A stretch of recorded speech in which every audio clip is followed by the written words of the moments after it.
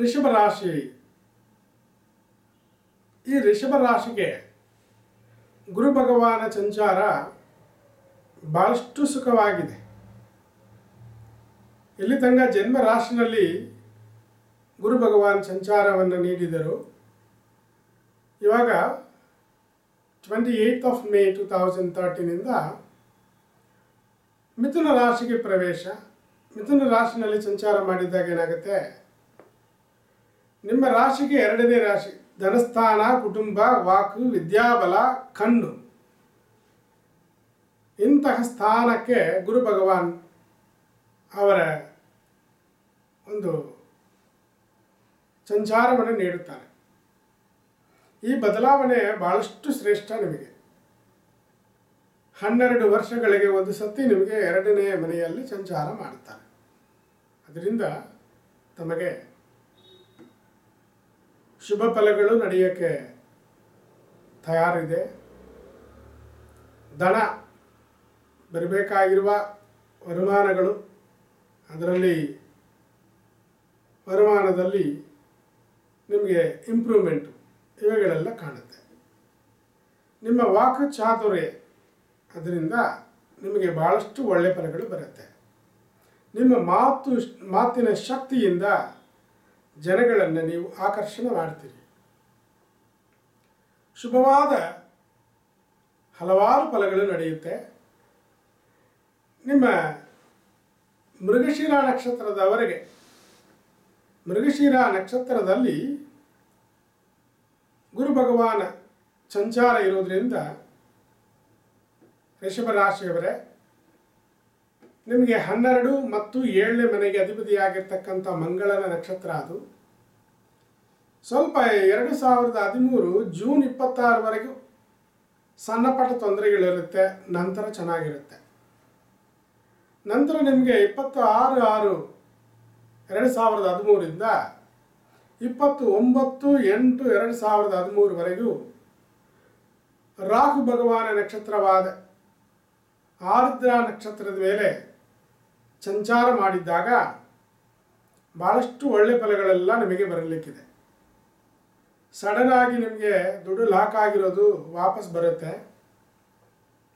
ವರಮಾನದಲ್ಲಿ ಹೆಚ್ಚಿನ ವಿಶೇಷ ಬಲ ನಿಮಗೆ ಸಿಗುತ್ತೆ. ನಿಮಗೆ ಮಾತಿನಿಂದ ಭಾಳಷ್ಟು ಒಳ್ಳೆಯ ಜನಗಳು ಒಳ್ಳೆಯ ರಿಲೇಷನ್ಶಿಪ್ಪಲ್ಲಿ ಇಟ್ಕೊಳ್ತಾರೆ. ಆರೋಗ್ಯದಲ್ಲಿ ಹಳೆಯ ತೊಂದರೆಗಳು, ಕಾಯಿಲೆಗಳು ವಾಸಿಯಾಗುತ್ತೆ.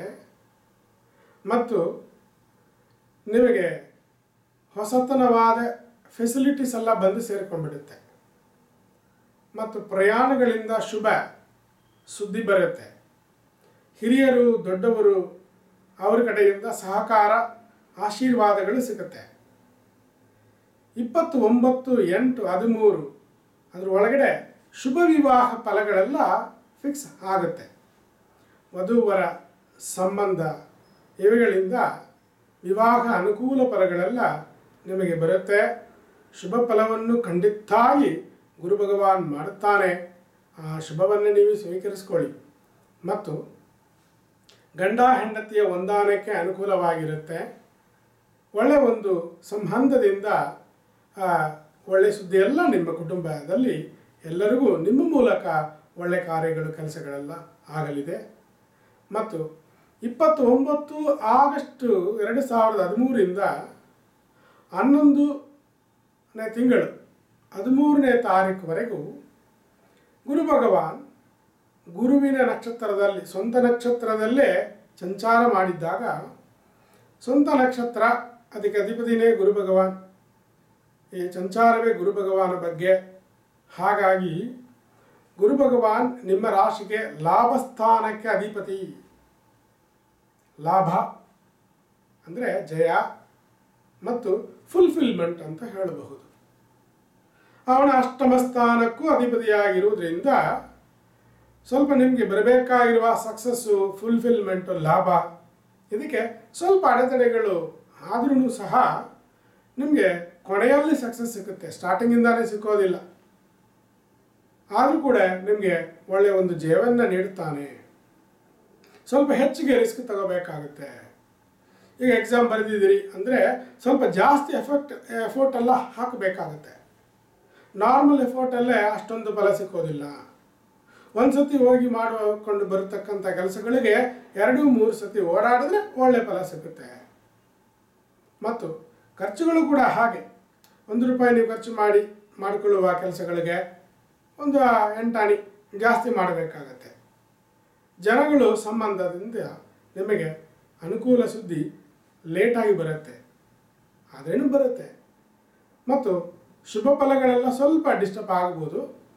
ಈ ನವೆಂಬರ್ ತಿಂಗಳ ನಂತರ ಏನಾಗುತ್ತೆ, ಗುರು ಭಗವಾನ ವಕ್ರಗತಿ ರಾಹು ನಕ್ಷತ್ರದ ಮೇಲೆ ಬರೋದರಿಂದ ಅದು ಭಾಳಷ್ಟು ಒಳ್ಳೆ ಫಲಗಳೆಲ್ಲ ನಿಮಗೆ ನೀಡುತ್ತೆ.